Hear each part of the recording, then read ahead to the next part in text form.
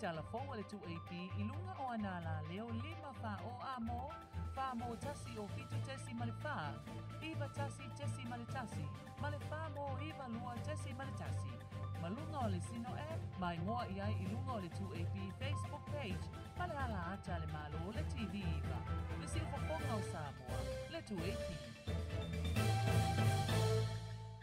Talo falava usi mai alau whaafofonga I talafou mai lau leitio le si ufafonga o Samoa le TUAP. Waiai le ofisa whaasalalau le malo le leitio le TUAP ma le televise le TV iwa. Tuutuunga mai ai ngo le whaasalalauina o le tuunga fautasi o le whaamanatuina o le ono se fulu tausanga. O le vaiaso na te anei. Na autasi ai le soa komite o le tuunga fautasi ina ua whaiese la tō whaai unga.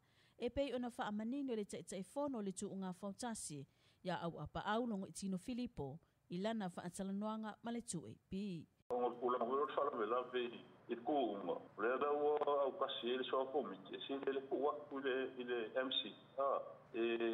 Ia right so kuunga faukasi. Ia ngaola ia o media o ia o soka. Ia ka ngomre MC kula ngai.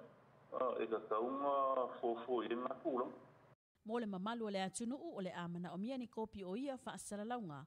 Tala au mai I le ofisa au tu o le TUAP I mulinuu, ma o le aiai le tau whaapitoa o le atuina tuai. E ono se fululima afe tala au se talia le tau a whai o masini tūlanga 5 po o le fingerprint, ua fua I le malo au se talia I tau wala mai, I le whainga paanga ma leo au se talia o lo o ngā lulue whaatasi, ma le tātou matanga luenga o leo. Na tā ua le komisina o leo ya awa pa aulong o Tino Filipo I le TUAP. O le whaamoemoenga au tu o le masini, o le tau mawhai e tūli matai I a whainga whaasoli tū la fono o lo o whaatino. Ai mai se lava I le soli ngā tū la fono o le talepe fale ma le ngaoi. E umo mawhai o ma track down ia ka ia lo ke whaia ia kūlanga ia o kalepe ngā fale ma ngau. E silia ma le 5 se funu 5 afe le a whai o whaamaumaunga. E mawhai o na te wina I totonu o le masini. E te lele fisosoani le nei masini isu e ngā leo ai mai se le sa ilia o la tau o lo o whaia pea nei soli ngā tū la fono. E le ngata ina au mai le nei masini, ai sa au mai foi ma le sui o le malo au se talia, e yailo na to mai whaapitoa I le whaongaino nei masini, e whaapipi ma whaatino a oa onga le au whai ngā luenga, ina I ailoa whaonga le masini. Ua mai ale pasinga ta avale la pasese la iti whapea pasi I le masina na tia nei. Ma ua whailoa I le minister fila awa inga le lau ele ya olo fonoti a foa fiti va ai.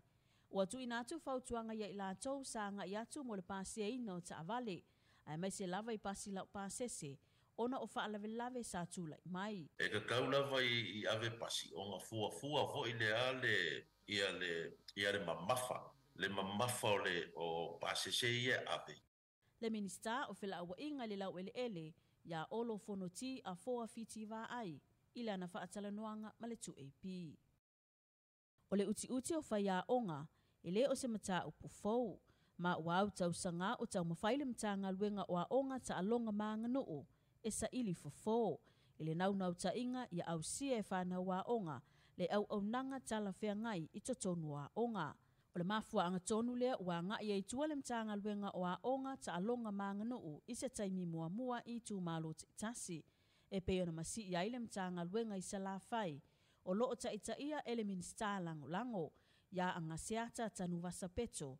Le ofisa sili o pulenga ya e au Chris Hazelman, ofisa sili lango e to asifunu ma le lua vaenga ese mtanga luenga, fa apea ma ofisa sinia, e pei ona amata ile tu malo o asau ile aswan nafi. O le nei feiloa inga e fua ilunga o fua tanga o suenga fa ale malo I tau sanga ua tuanai. Na ta uele ofisa sili nisi o mta upu sa la nga e matua fa apea faya onga. Ele fa soa ino le poloketi tasi miliona mo I tu malo. Pele o se feso soani telelea imana onga I totonu o a onga. E au fiai le faya o ni totongi mo faya onga fa au popo. E feso soani ile le lava o faya onga ma isi tūlanga. Na faa malama ile ofisa sili ele o yaise malo si anga ile mtanga luenga o a onga e tala noa ina ile nei poloketi. Ona olo o nafa male mtanga luenga o tina matamaitai a tina e o afio anga maanga fsotai. E tolu a onga I sa la fai o lo faa nga solo ile nei pol kalame. E au fiai a sau numera mua, a sau numera lua e peona whaatau no i lea so, ma le tua tane i lea soa tai au.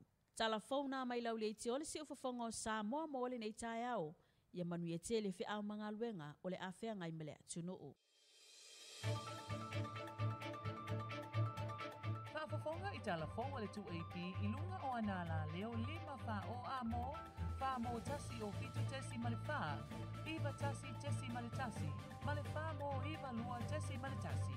Malunga o le sino e, mai ngoa i ai i lunga o le 2AP Facebook page, male ala ata le malo o le TV iwa. Le si ufafonga o Samoa, le 2AP.